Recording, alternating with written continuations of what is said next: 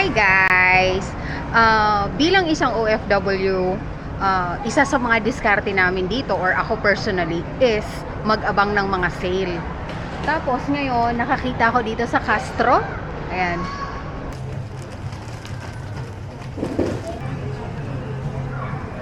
Nag-aabang ako ng sale. Halimbawa, pag patapos na yung summer, nagsisale na sila dito.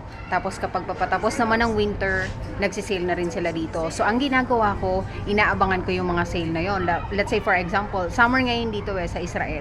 Last winter, nag-sale yung mga pang-winter, bumili na ako. Para yun ang gagamitin ko ngayong paparating na winter. Tapos ngayon naman, since malapit nang matapos yung summer, bibili na naman ako ng pang summer para next summer ko naman siya gagamitin. Kasi sobrang naka-sale. Maganda pa yung quality, guys. Like for example, ito. From 199 shekel. Tingnan nyo naman yung presyo.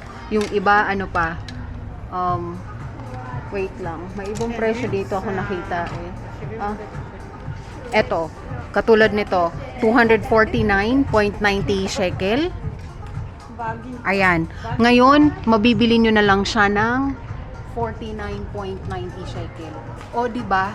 As in sobrang laki ng matitipid mo kung mag-aabang ka lang ng sale. Laging ganoon ang ginagawa ko. Lagi ako nag-aabang ng sale. Hindi ako bumibili ng regular price. Mas masaya ako kapag nakakabili ako ng sale. Kaya yun ang diskarte ko. Karamihan ng mga OFW. Kaya ayun, gusto ko lang i-share sa inyo. Ako si John, caregiver na runner dito sa Israel. Bye!